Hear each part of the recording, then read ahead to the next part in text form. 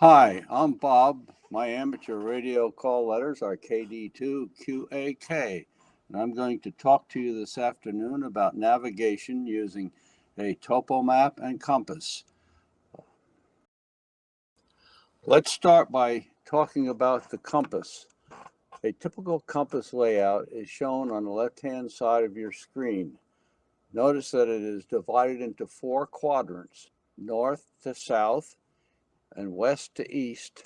And now you have a northeast quadrant, a southeast quadrant, a southwest quadrant, and a northwest quadrant. The total compass circle is 360 degrees, and so you have degree markers all the way around, going clockwise around the compass. Also, there are labels here which label the compass points: northeast, north-northeast, northeast by north, and north by east. So that's how you will read your compass.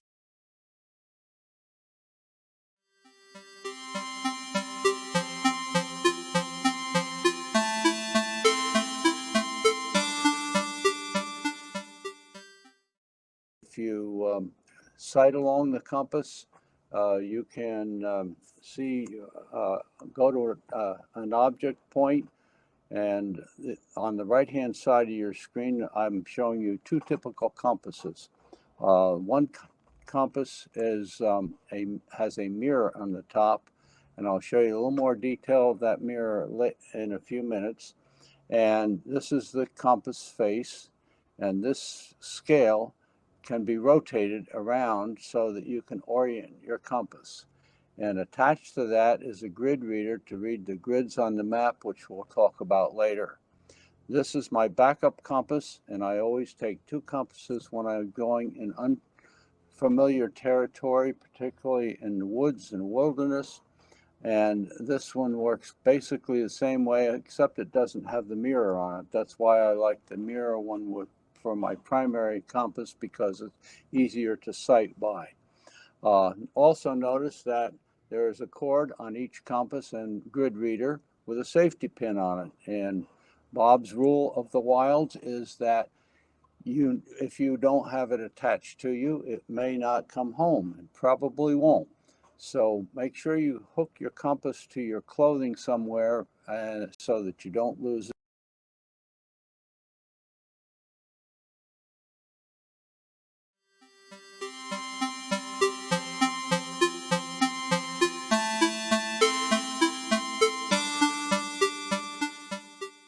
Okay, next let's talk about typical topographic maps.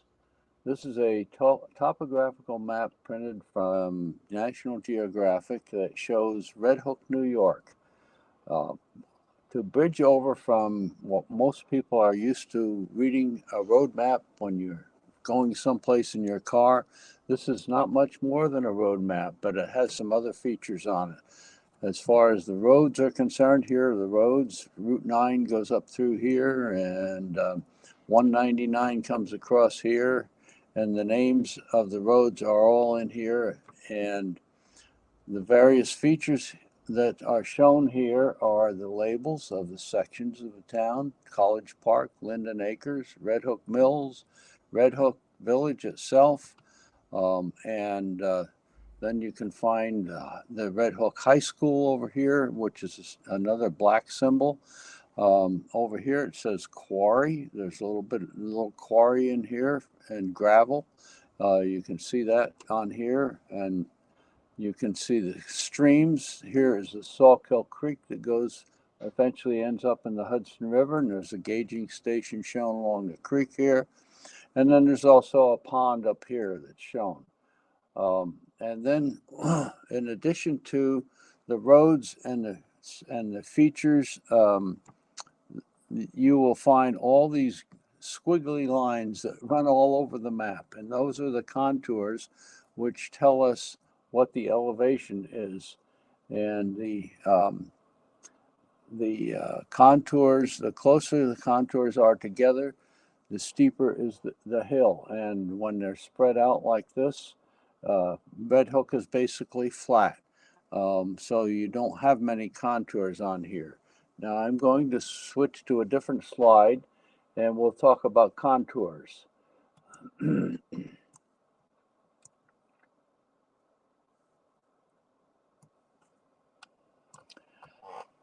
Okay, here is a contour map which is taken in the Catskills. And this takes you up to the Catskills, and the contours are shown here at 100-foot separation between the major dark line contours. And between the 100-foot ones, the lighter lines represent 20 feet in elevation change.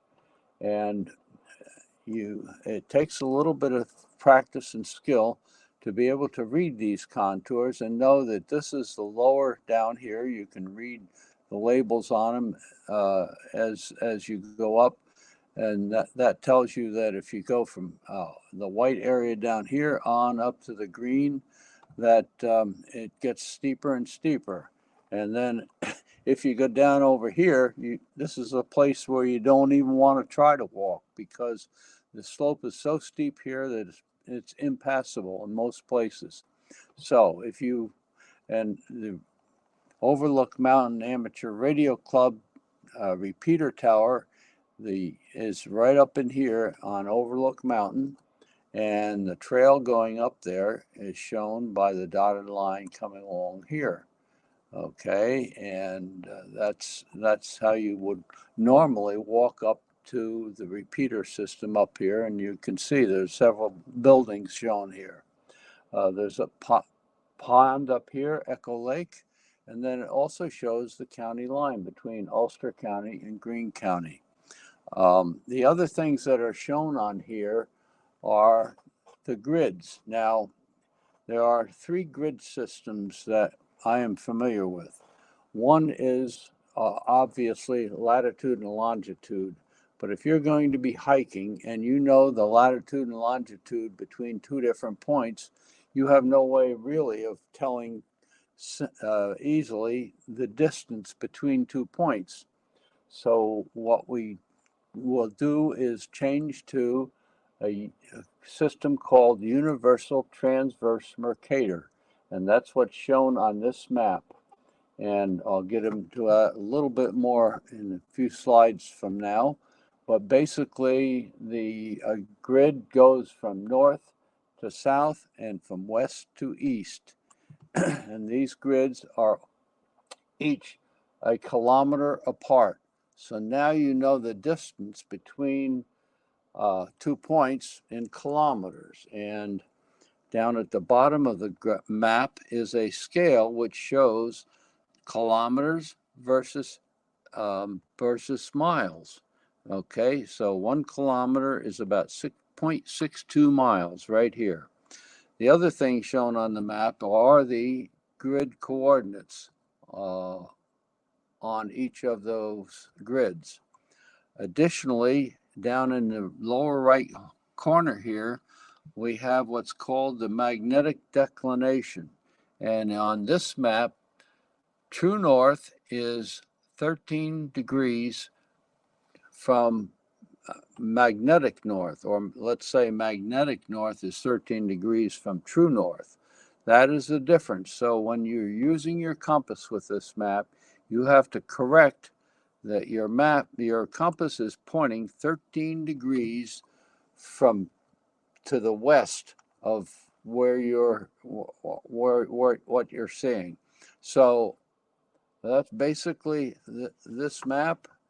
And the next map that we will take a look at, the next thing that we will take a look at is as you walk along the trail, how do you know how far you've gone? Well, one of the tools that we use is a set of beads on your, this is my vest that I use when I hike. And as you walk, you will count your paces from right to left to right, okay? Between when you put your right foot down, that's when you count the paces. 1, 2, 3, right on. And I have measured off how many paces I walk in 100 meters. And I walked approximately 62 paces per 100 meters. So when I get to 62, I pull the first bead down and I count off again. And when I get to the next 62, the second bead comes down.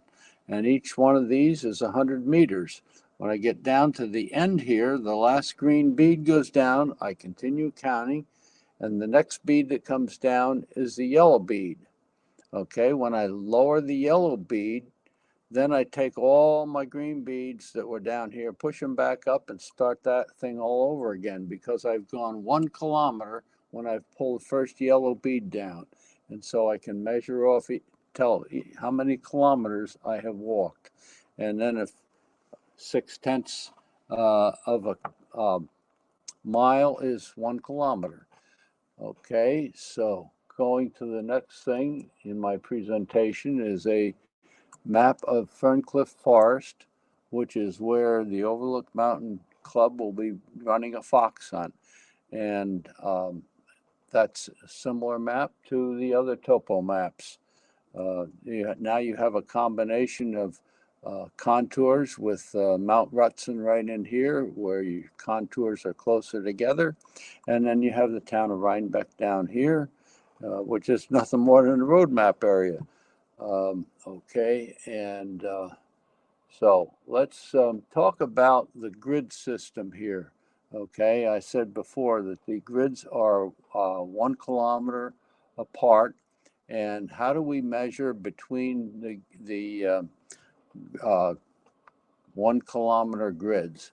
Well, you can just kind of eyeball it and do that, but an easy way to do it is with a grid reader.